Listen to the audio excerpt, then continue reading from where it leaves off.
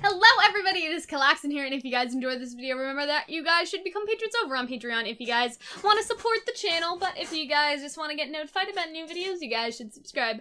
So today we are going to talk about whether or not Alya knows that Nino is Carapace. Obviously, if you guys watched the episode Anansi, right, Nino gets his transformation in that episode, and looking back at that episode, I think there's enough evidence to say that Alya probably figured it out, right? And this would make Alya the first character to know the identity of another Miraculous holder, and so I think that's pretty cool.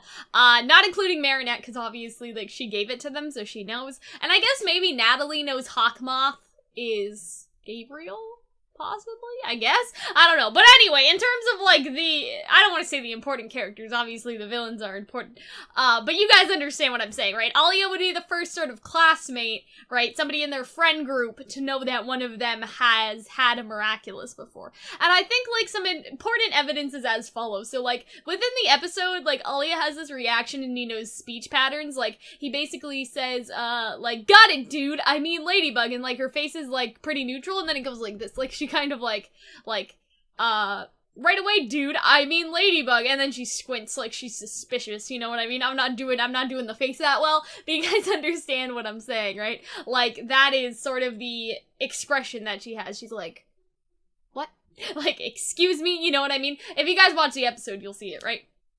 And Cat Noir, right, he speaks very differently as Adrienne compared to Cat Noir, right? But like, to compare, Nino keeps his my dude in his other sort of vocal tics, right? And so I think Alya's face when Nino says that, like, she's a little suspicious, right? Not only this, but, like, Nino's also nowhere to be found. Like, 1 minute he was there, 1 minute he's gone, and now Carapace is here. You know what I mean? Like, I think she's done this exact move before. Like, she knows this tactic all too well now because she has her own Miraculous. And there's also a very specific line that she says, and I'll get to that in a minute, but yeah, I think that the vocal stuff that Nino has definitely the vocal tics that Nino has definitely tips it off.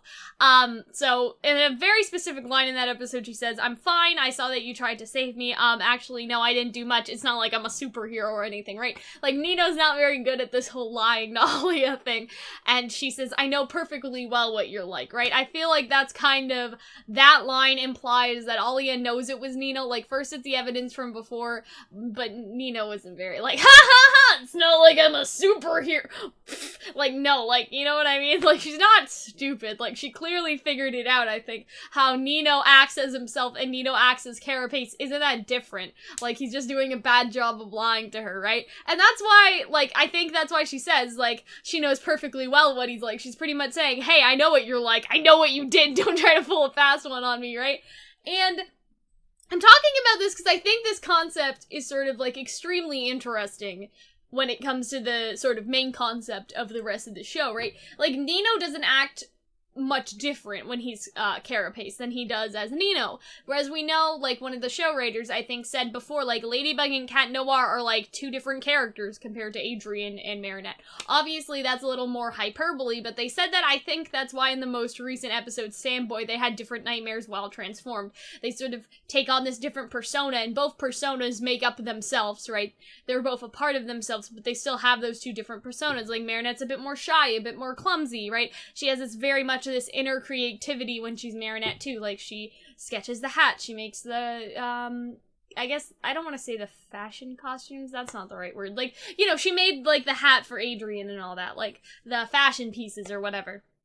Whereas Ladybug is very courageous, and obviously she has a outwards problem-solving ability when it comes to Lucky Charm, you know what I mean? And Ladybug is still a part of her, but it's a different part of her, you know what I mean? Like, and we see that part sometimes, like when the class was in danger, right, and she took this leadership role, right, and then people were like, Marinette's the best, make her class rep and all that, right? Like, that's her Ladybug showing, whereas Adrienne and Cat Noir have very different personalities, right? Because Adrienne sort of has to be very respectful, right? Because, like, he's in the public eye, right? Like, he can't act, I don't want to say act out too much, but he can't necessarily say what he wants to say because, like, oh, my father's always watching, you know? It's kind of scary. Like, his Cat Noir-ness has shown a couple episodes, though. Like, he snuck up on Marinette and sort of did this lean-in thing that was very Cat Noir-y. Cat Noir-y? Cat Noir-esque? Okay. He's being more cat noir with her because, you know, she's a good friend and he trusts her in a sense to start showing that side. But I think when it comes to Alya and Nino, and maybe when we get to it, we'll see where Chloe sort of lands, right? Because when she gets her powers. But Nino doesn't really take on a persona with or without powers. Like, he's pretty much the same. Like, he wanted to save Alya, and he'd do it with or without powers, right? So I think with Alya, it's sort of the same thing. Like, she wanted to rescue her sisters regardless of whether or not she had powers. And I think that this really differs from Adrienne and Marinette because they went after them anyway. Does that make sense? Like, Nino went after Alya anyway, regardless of whether they had powers or not. Whereas Marinette and Adrienne, I feel like without their powers feel helpless. Does that make sense? Like, even when they first got their powers, they found their strength sort of along the way, and they needed the Miraculous to bring out, like, a full potential that was already inside of them, whereas Alya and Nino had that strength to begin with. Does that make sense? Because think about it, like, Adrienne, like, feels helpless against his father. Marinette is sort of like a klutz, right? We kind of talked about that earlier, and so it's sort of like the Miraculouses let them be powerful like they wish that they could be, whereas with Nino and Alya, they were already trying so hard, but it was sort of Marinette like, hey, you guys will get in danger, like, be right back, I'll get something for you. But Nino would have done it with or without, you know, thinking about the risk to himself. So I think that's really the difference, is that Marinette and Adrienne feel this helplessness sort of maybe as themselves in two different ways. And when they have the Miraculous, they don't anymore, whereas Nino and Alya don't necessarily have that, and so they just act as themselves but with powers, right? Whereas like, Marinette and Adrienne have different personas. And this brings the question, like, how this may impact the show. Like, I would really enjoy it if, like, Alya brings up this to Ladybug, like, hey, I know the identity of one of the superheroes, and Ladybug's like, like, me? Or Cat Noir? Achoo! Oh, dear. Achoo! I'm getting too excited, so I'm sneezing. I'm, like, making the dust go everywhere, right? Like, Alya may explain, like, hey, I know Nino is Carapace, like, he didn't tell me, I figured it out. Maybe Alya feels guilty that she hasn't told Nino that she got to be Rena Rouge, right? And so, I feel like she wants to ask Ladybug if she can tell him all that, right? Because, you know, she figured it out already, but she'll promise not to tell it, like, even though she promised not to tell anyone, like, she wants to tell Nino, because they're, like, in love, right? And this, I think, would bring up a conflict between Cat Noir and Ladybug. Not directly, but in Ladybug's head, because, like, Nino and Alya love each other so much that they don't want to keep necessarily the secret between each other, right? Like, Nino's not very good at lying to Alya, which I think shows he doesn't want to lie to her, right? And Alya would come up in this situation and be like, hey, I know this about Nino, I thought we should just tell each other, we should just talk it out, you know? And then maybe Ladybug will start to worry, because if Alya knows Nino's identity, right, like, you know, both of them have already been akumatized before, right? Nino has been akumatized before, and so if he had known that it was Alya, right? If he gets akumatized in the future and knows it's Alya, that puts Alya in danger, or vice versa, right? If Alya gets akumatized, that puts Nino in danger, right? Like, this would bring some interesting inwards and outwards conflict, and I hope our idea here is true, that Alya does know Nino is Carapace, but I just think that this is so interesting. Like, it brings up so many interesting dynamics. And then you kind of also have Chloe and how she sort of fits into all this, because I don't know where she would fall on this. Like, I don't know if she would act the same as Queen Bee, I guess that's gonna be your superhero name. You know what I'm saying? Like, I don't know if she would act the same or if she would act different.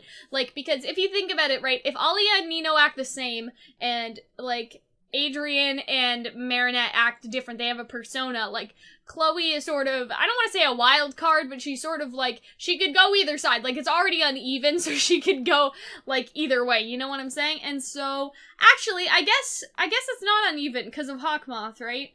And I don't know if Hawkmoth has a different persona or not. Like, I don't know if Hawkmoth is the same when he's Hawkmoth and the same when he's Gabriel, so he could actually fit in to the category with Nino and Alya, is that Hawkmoth would have done anything to bring back his wife anyway, but now he has powers. That would mean that Chloe would be on the side of persona, because I think the thing with Chloe is, I don't think she feels helpless all the time. Like, I feel like that she feels like she has all of the power, right? Like, I can call my dad and get this all canceled, you know? But I feel like that her persona will sort of revolve around that she doesn't want to depend on her parents maybe anymore. Like, she wants her own inner strength.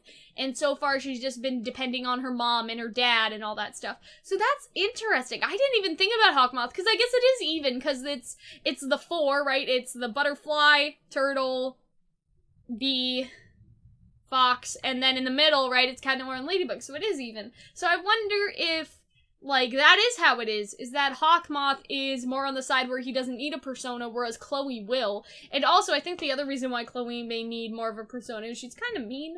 Like, as her regular self, and as a superhero, like, you can't do that, you know what I mean? Like, even in My Hero Academia, which is, I guess, another superhero show, right? They talk about this, right? Bakugo has this very bad attitude while rescuing people, and somebody's like, you can't talk to them that way, right? Like, you gotta learn some manners, so maybe Chloe will have a persona, and then it's even. It's 3 and 3.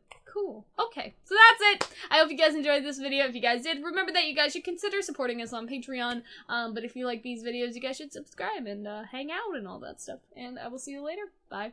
Thank you guys for watching, and thank you to all of our wonderful patrons over on Patreon, our $20 patrons. If you guys don't know, they get 6 video tickets. That means they can ask us or request a video from us. They have access to our monthly Patreon group voice chat, and they also get access to a special VIP chat on our server.